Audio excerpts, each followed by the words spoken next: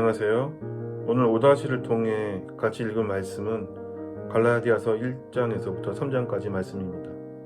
중요 구절은 갈라디아서 2장 16절로 정해보았습니다.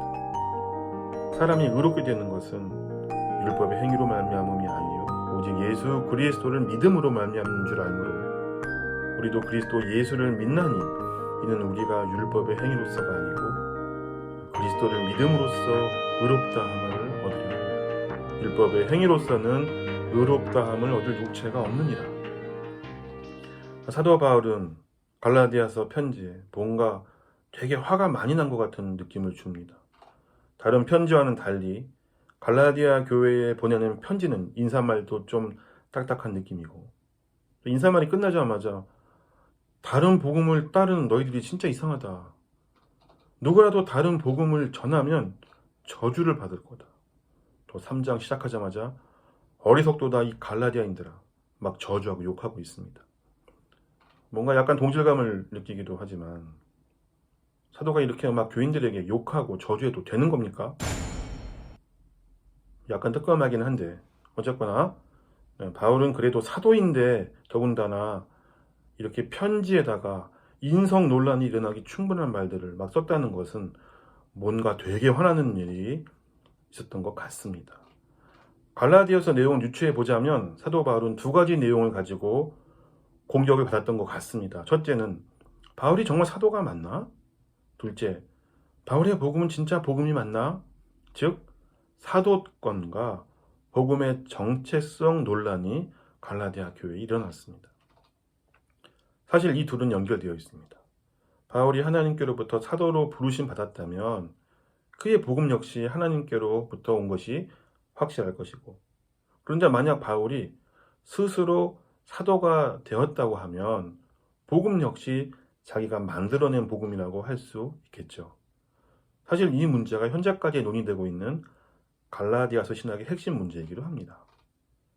갈라디아서 1장에서부터 3장까지는 이 공격에 대한 바울의 변증이라고 할 수 있습니다.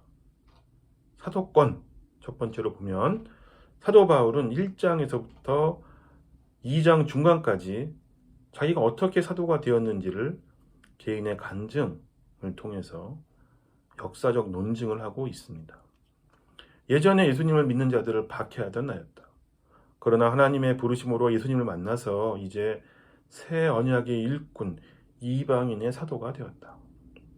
사람에 의해 임명된 것이 아니라 하나님께로부터 직접 사도로 임명받았다. 그것을 다른 사도들도 인정했다. 사도권의 신적 기원을 가지고 논쟁을 마무리하고 있습니다. 복음은 2장 중간부터 복음의 정체성에 대해서 논박하고 있습니다. 복음은 무엇이냐? 인류에게 일어난 기쁜 소식. 예수님의 죽으심과 살아나심으로 구원이 완성되었다. 이제 이것을 믿기만 하면 된다. 옛 언약은 끝났고 새 언약의 시대가 왔다고 말하고 있습니다. 그런데 뭐가 문제였을까? 유대인들이 믿음 외에 다른 것, 즉 옛 언약의 지표인 할례를 받아야 된다고 주장한 것입니다. 이방인들이 예수를 믿어서 구원받았으면 그 자체가 이미 완성된 것인데 유대인들은 다시 또 할례를 받아야 된다. 이런 거짓 교리를 퍼뜨린 것입니다. 바울은 화가 많이 났습니다. 왜 죄의 종에서 해방시켜 주셨는데 다시 종이 되려고 하느냐? 왜 옛 언약의 지표인 할례를 다시 새 언약의 시대에 실행하려고 하느냐? 새 언약의 구원의 표지는 할례가 아닙니다. 성령입니다. 성령을 받고 다시 할례를 받는 것은 성령으로 시작해서 육체로 마무리하는 것이다 라고 바울은 주장하고 있습니다. 하나님의 구원 경륜을 정반대로 거스리는 그런 유대인들의 그 주장을 바울은 논박하면서 율법은 복음까지 인도하는 가정교사일 뿐, 예수 그리스도의 참된 복음이 완성되었으니 율법의 역할은 이미 끝이 났다. 우리는 복음을 믿음으로써 하나님의 아들이 되었다라고 주장하는 것입니다. 바울이 화가 난 것이 이해가 됩니다. 부르심은 타협할 수 없는 은혜이고 복음은 양보할 수 없는 진리입니다. 이 바울의 복음은 종교개혁 신학으로 발전되어서 오직 믿음으로만 솔라 피데라는 위대한 신학을 남겼습니다. 언약의 당사자가 되시고 언약의 담보가 되시고 언약의 희생물이 되셔서 언약을 이미 다 완성하신 하나님께서 우리에게 요구할 것이 무엇인가?